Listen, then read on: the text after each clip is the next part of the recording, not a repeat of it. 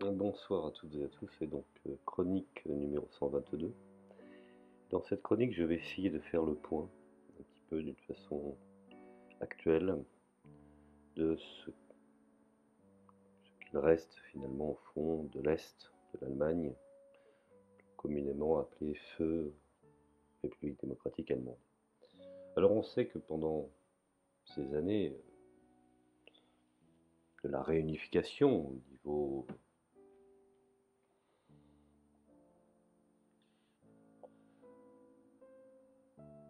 niveau des médias bien pensants, on a tenté de plusieurs façons d'exorciser les résultats économiquement désastreux de l'unification allemande.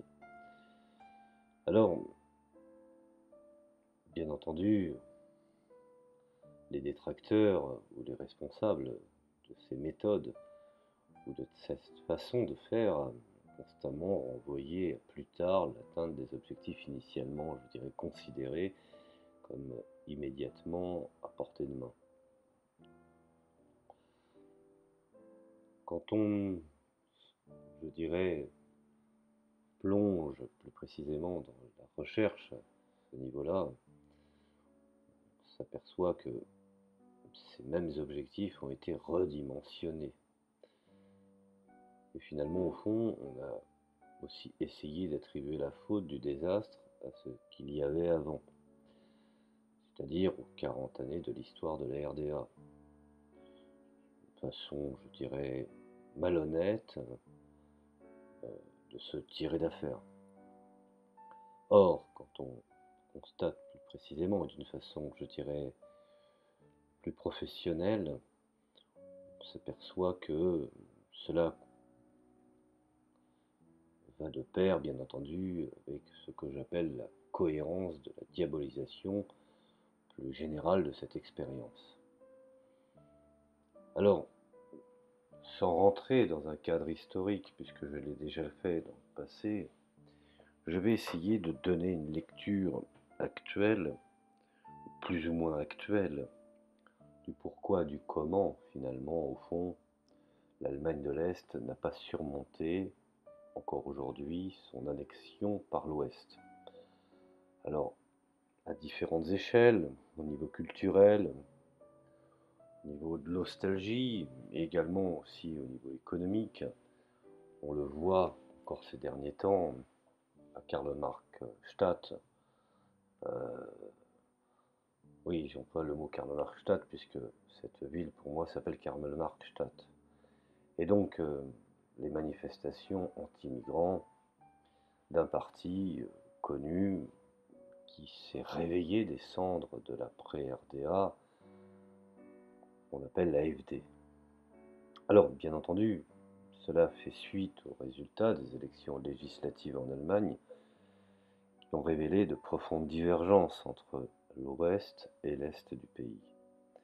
Plus précisément dans l'ancienne RDA, où, n'ayons pas peur de le dire, le parti de l'AfD a recueilli 21,5% des voix et s'est classé deuxième. Nous avons également Die Linke, pour vous donner une sorte de comparaison.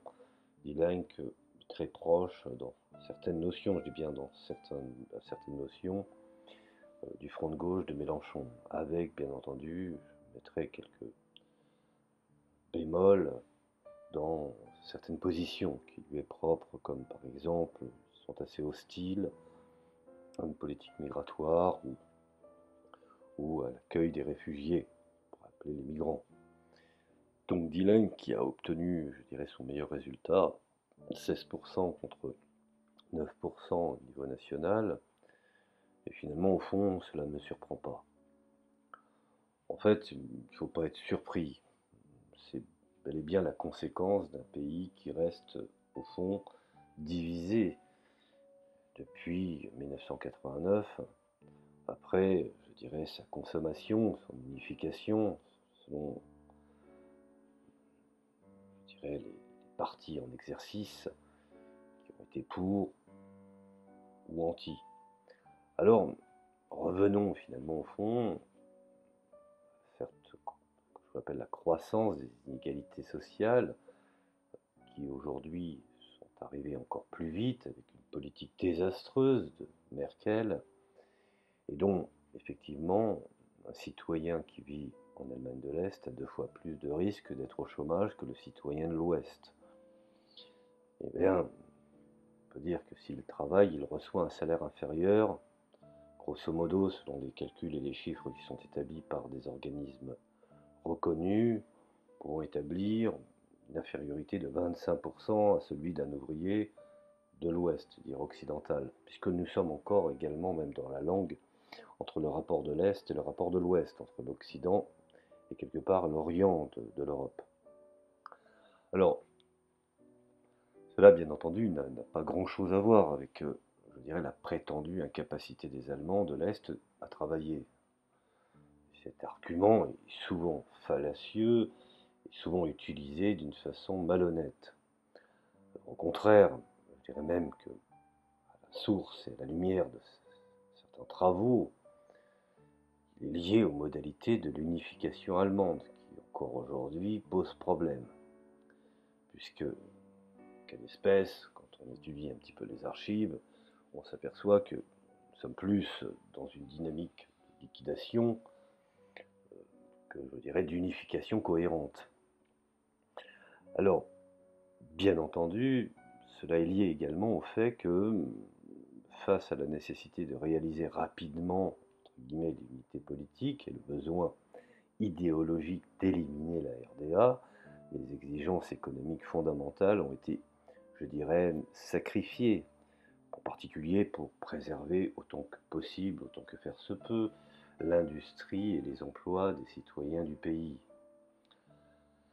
Alors, la politique qui a été exercée, la politique de table rase, et je vous renvoie à ce livre, je dirais, important et incontournable de Vladimiro Gachet, ou Gachet, le fameux second Anschluss, ou l'annexion de la RDA, l'unification de l'Allemagne et l'avenir de l'Europe.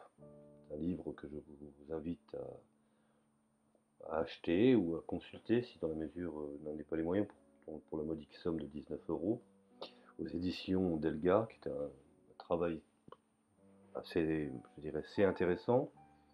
Alors pour planter le décor, bon, ben, il faut savoir que Vladimiro Giacche est un économiste italien, hein, qui est actuellement président du Centre de recherche européen à Rome, et un spécialiste, voire même un grand connaisseur de l'Europe et de l'Allemagne, et il est l'auteur de ce fameux livre que je viens de vous citer.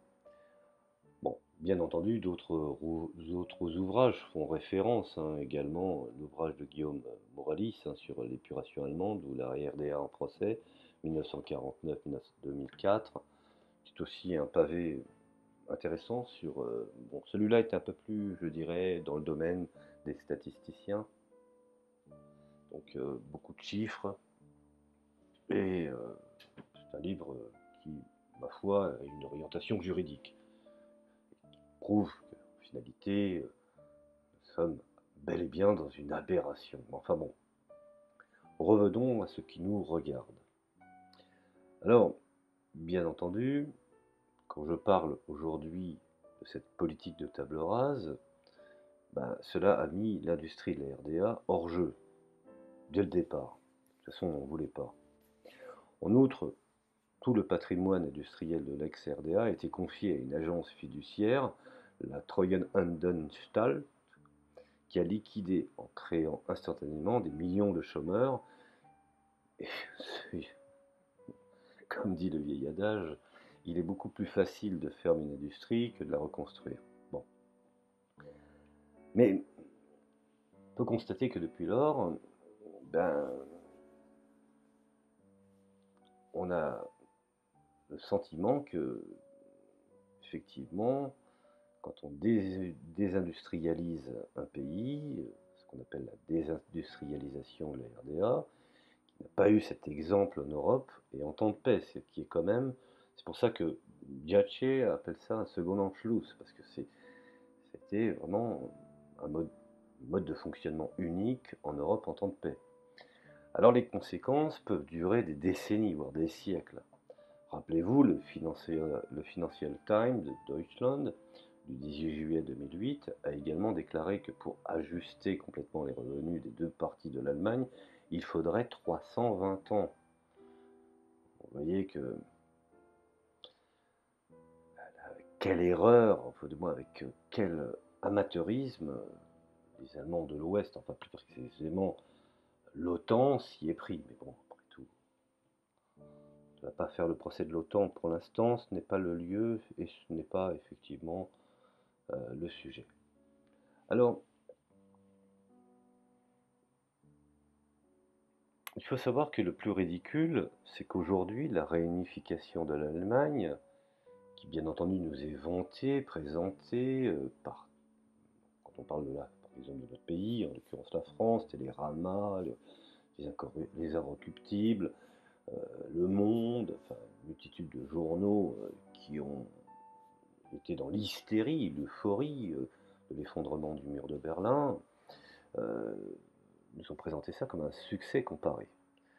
Et une sorte de mezzogiorno italien, hein. Donc la vérité est que finalement, au fond, que parmi tous les pays socialistes d'Europe orientale, les territoires de l'Allemagne de l'Est sont ceux qui, en valeur absolue, ont connu une croissance moindre au cours des 27 dernières années. Ça, je me fie sur des rapports qui peut-être un peu vieillots, mais qui ont, je dirais, encore leur intérêt. Alors, je dirais qu'il est normal que les citoyens vivant dans ces territoires se sentent abandonnés par la politique et expriment leur protestation par le vote. Qui plus est, on leur envoie également, je dirais, des migrants. Ce fut un pays extrêmement, je dirais, stable euh, au niveau culturel, au niveau national et au niveau souverain. Et donc en outre, comme on peut le constater, le pourcentage de pauvres et de travailleurs pauvres en Allemagne a augmenté sur l'ensemble du territoire au cours des dernières années. Et bien entendu, ce n'est pas seulement l'apanage de l'Est, mais c'est également le résultat du célèbre agenda de Schröder en 2010, que Macron apparemment veut reproduire en France aujourd'hui. Donc, vous voyez, quelque part, nous avons des similitudes. Alors, effectivement, il y a un autre aspect considérable et peu connu, je dirais, de cette histoire. Les élites, non seulement politiques, mais aussi scientifiques et culturelles de l'ex-RDA, ont été complètement écartées du pays, et voire même du système. Du système qui, bien entendu, s'est imposé en maître en RDA, le système que j'appelle le système de la République fédérale allemande. Et je ne parle pas de la gabegie au sein même de l'ancienne armée de la RDA, la NVA. Cela fera l'objet d'un autre audio aussi sur le suicide et sur la destruction d'une armée populaire. Bon, alors revenons à ce que j'étais en train d'expliquer. Même aujourd'hui, il y a peu de professeurs d'université à l'Est qui ne viennent pas de l'Ouest. De même, dans la magistrature et dans l'armée, la proportion d'OCIC sont presque nulles, les gens venant étant natifs de l'Est. Toutes les institutions et les académies de l'Est ont été liquidées en un temps record, avec un agenda, je dirais, poussant les mains dans les orties, excusez-moi cette expression. Alors certains, comme le juriste et éditorialiste Arnulf Baring, sont allés jusqu'à écrire que les citoyens de l'Est avaient été altérés mentalement par le régime collectiviste et qu'ils s'étaient transformés malgré eux en éléments qui ralentissaient, je dirais, la puissance systémique de l'Ouest. Alors, il y a aussi, je dirais, dans l'ex-Allemagne, dans l'ex-RDA, un sentiment par ces mêmes Allemands de l'Est d'avoir été colonisés. ça, c'est un sentiment qui est peut-être certes dans l'imaginaire, dans l'irrationnel, mais c'est un sentiment qui demeure. Et quand en plus on leur amène, bien entendu, puisque les sociétés capitalistes amènent aussi leur lot d'immigration et de migrants, cela a fait beaucoup. Quand on, bien entendu, on cumule cela avec un mépris colossal de l'Ouest et une supériorité vis-à-vis de ceux qui finalement sont les dominés, il y a une réaction, et la AfD en fait partie. C'est une réaction populaire. Et ces pratiques et déclarations ont contribué, je dirais même, à générer, chez une grande partie de la population de l'Allemagne de l'Est, le sentiment d'avoir été colonisés et de voir leur identité mise en péril. Car effectivement, les sociétés, entre guillemets, ultra-capitalistes font fi de toute identité, étant pour elles un frein au marché mondial et leur mode de commerce. D'autre part, il faut aussi préciser qu'il est assez intéressant d'observer que la population de l'Est ne partage en rien l'idée, ou la majorité dans le monde politique et dans les grands médias, selon laquelle tout ce qui existait en RDA méritait d'être éliminé. On le voit avec cette nostalgie, alors qui peut prendre des dimensions parfois, je dirais, cocasses, euh, même folkloriques, comiques à des moments, mais cela concourt d'un sentiment d'attache à un passé dont beaucoup considèrent qu'il y avait des choses positives.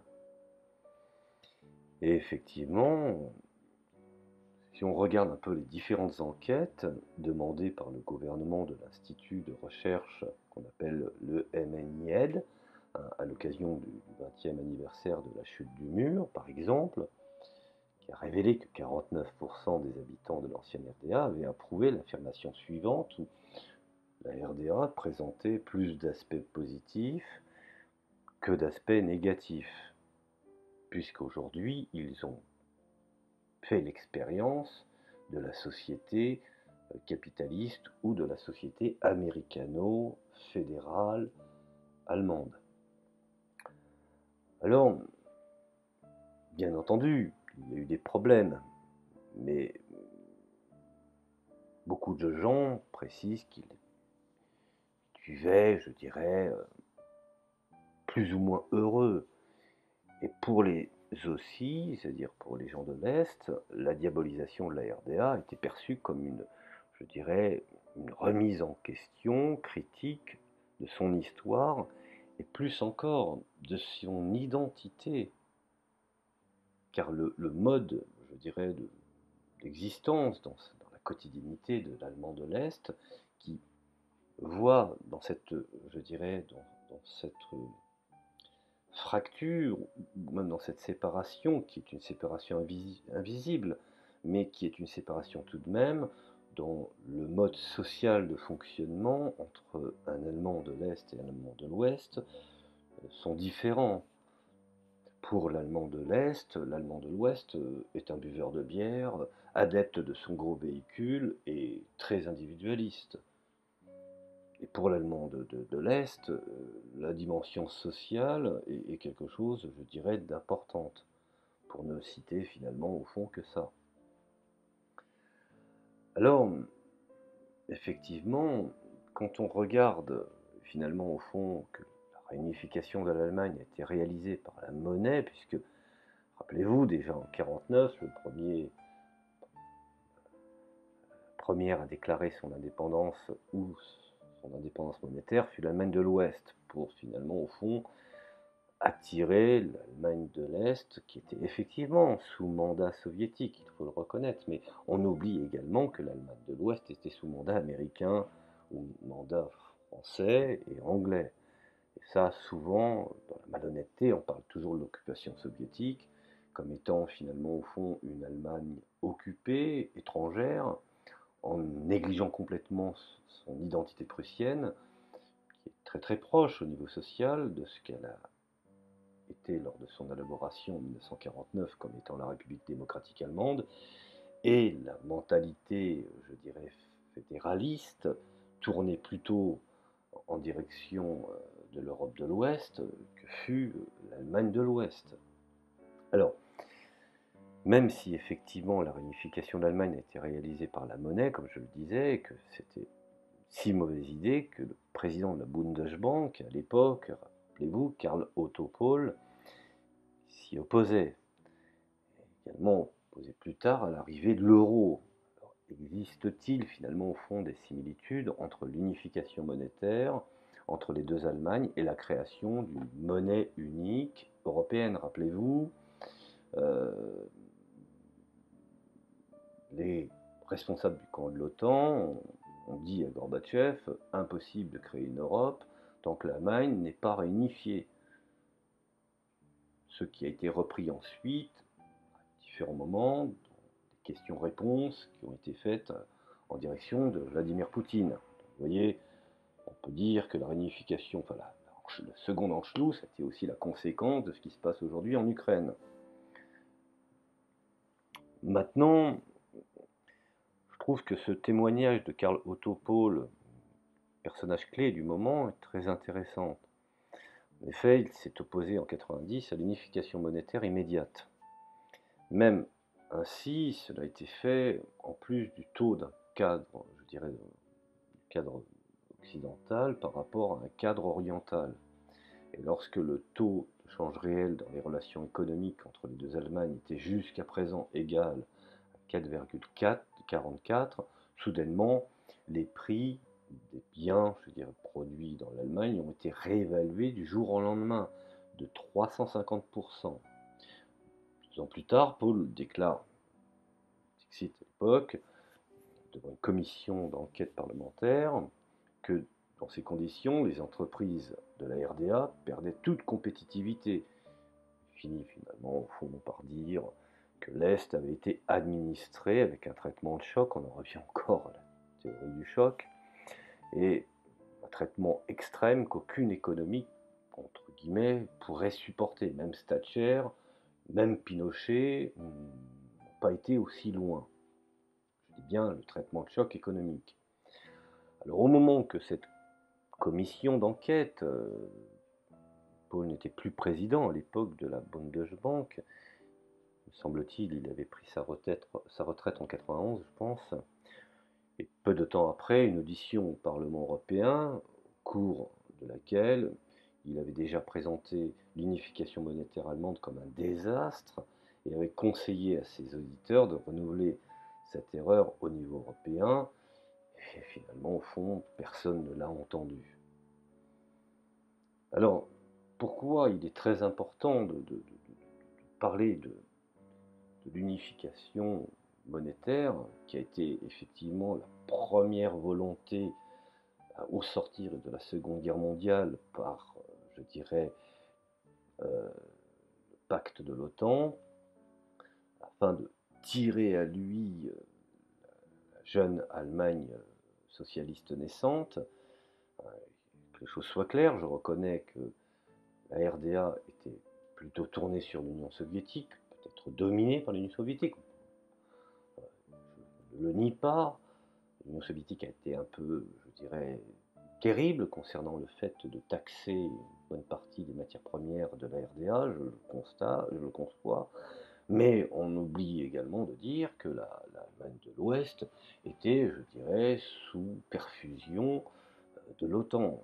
C'est en cela que je trouve qu'il y a une malhonnêteté à toujours parler de la RDA comme étant valet de l'Union soviétique, en oubliant bien entendu que la RFA fut également un valet de l'OTAN, et plus précisément des États-Unis.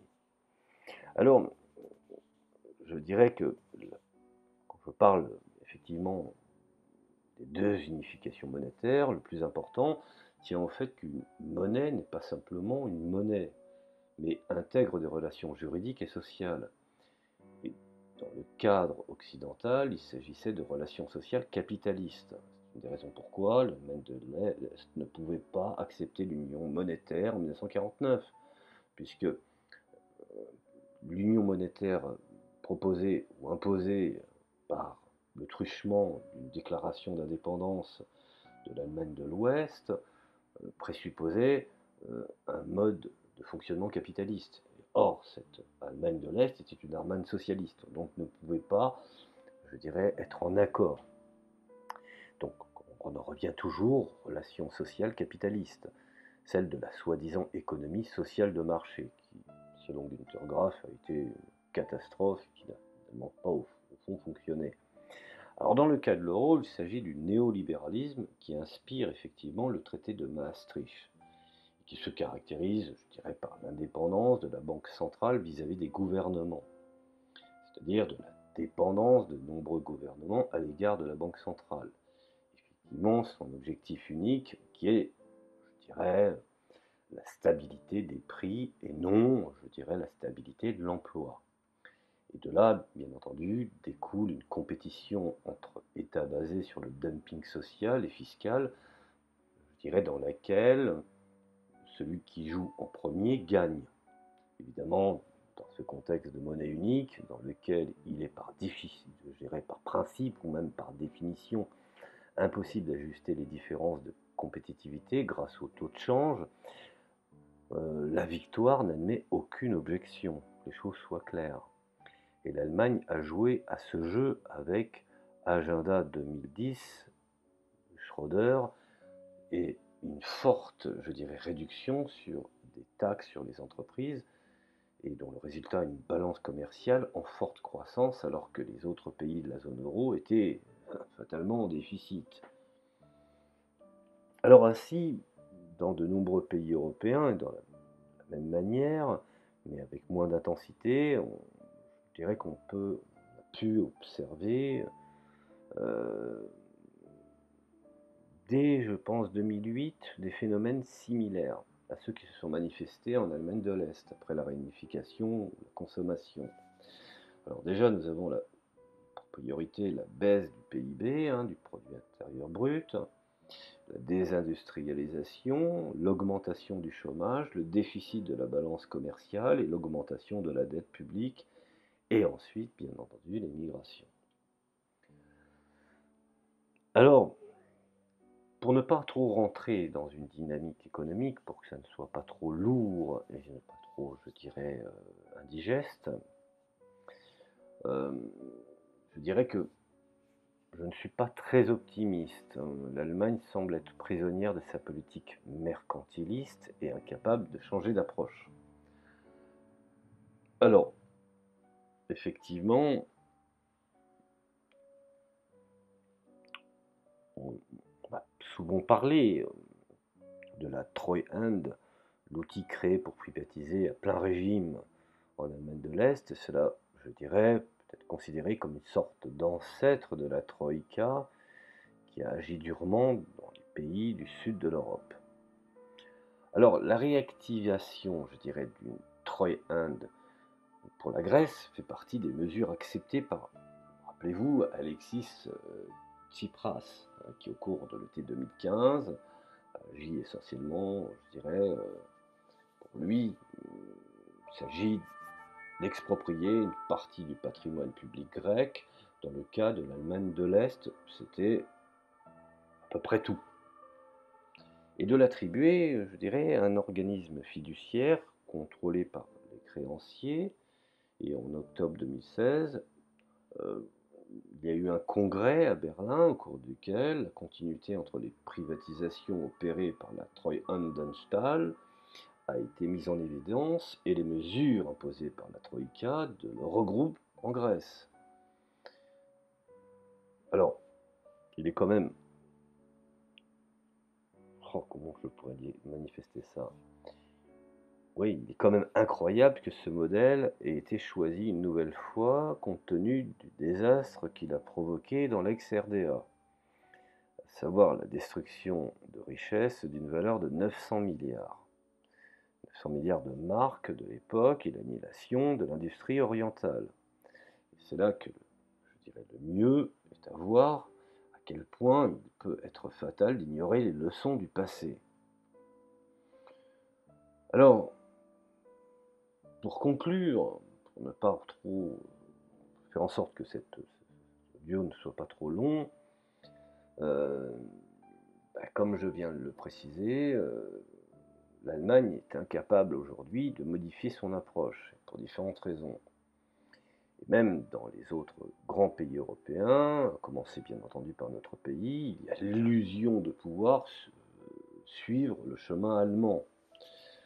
À mon sens, il semble que ni les classes dirigeantes de l'Allemagne, ni celles de l'Europe ne sont conscientes des dégâts immenses causés par l'idée de faire l'union monétaire, l'alpha et l'oméga, et l'union politique du continent, ce qui est à mon sens une aberration, sans effectivement détruire, je dirais, les résistances que sont les souverainetés. Ensuite, je dirais que la plus grande promesse de la monnaie unique, c'est celle de promouvoir la convergence des économies, au fond n'ayant pas peur de le dire, qui a été trahie, et pouvait en être autrement à la lumière du traité de Maastricht. Bon, et finalement, au fond, le contraire s'est produit.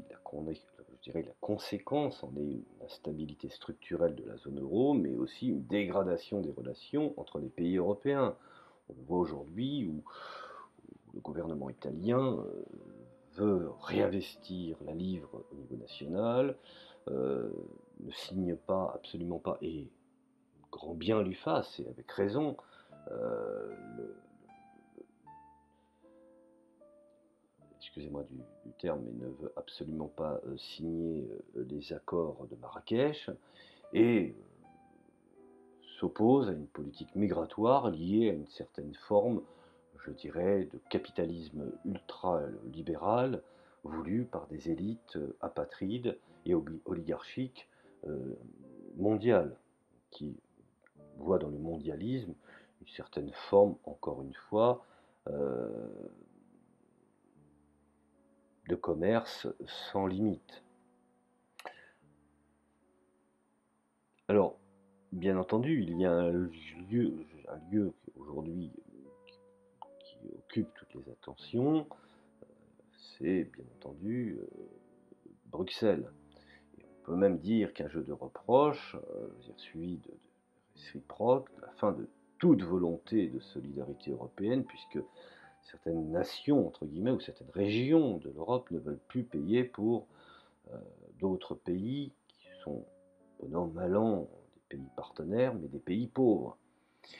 Et donc, certains ouvriers français ne veulent plus, je dirais, financer la classe ouvrière en Pologne, par exemple. Où effectivement, aujourd'hui, on le constate même avec stupeur, beaucoup de chantiers sont occupés par des sociétés qui viennent de la Pologne, de la Roumanie ou d'autres. Bon, ça c'est pour, je dirais, étayer. Et bien entendu, nous l'avons vu d'une façon, je dirais, dramatique en Grèce, puisque n'oublions pas que ce serait quand même la Goldman Sachs qui a trafiqué ou manipulé les chiffres grecs pour la faire entrer dans l'Europe. Et encore aujourd'hui, en ce qui concerne, d'une façon plus catastrophique, la crise migratoire. Et ce sont finalement, au fond, les dommages quant au risque ne sont pas mineurs. Le risque le plus important, c'est celui d'une explosion non coordonnée de cette fameuse zone monétaire. Advienne que pourra, on constate également aujourd'hui la crise des Gilets jaunes. Alors on ne sait pas, à mon sens c'est une révolution spontanée, une révolte spontanée de type sorelienne, moins, je dirais, moins marxisme-léninisme, et donc, comme il n'y a pas une doxa d'unification, on ne sait pas où cela va mener. Ensuite, on ne sommes pas encore conscient de savoir quels sont les dégâts que cela a pu orchestrer au niveau économique. Et ce n'est pas le gouvernement aujourd'hui qui n'a plus les pieds sur terre d'en avoir ce que j'appelle une conscience. Alors, tout cela, effectivement, quand on réfléchit en fait les dégâts possibles, ben, je vois au contraire que ben, nous continuons à nous corréler au sujet de ceux qui croient que pour résoudre les problèmes d'un bâtiment construit sur des fondations défectueuses, et nous devons ajouter finalement un étage supplémentaire. Et finalement, en général, dans ces cas, ben, les choses, finalement, au fond, ne laissent présager rien de bon et, à mon sens, ne se termineront pas bien. Voilà, je voulais faire petite réflexion à la lumière de certains travaux, certaines recherches que j'ai pu effectuer dans ce domaine. Et donc je vous remercie de m'avoir écouté, dans l'espoir que cela a pu vous être utile et intéressant. Et je vous dis à la prochaine chronique. Merci.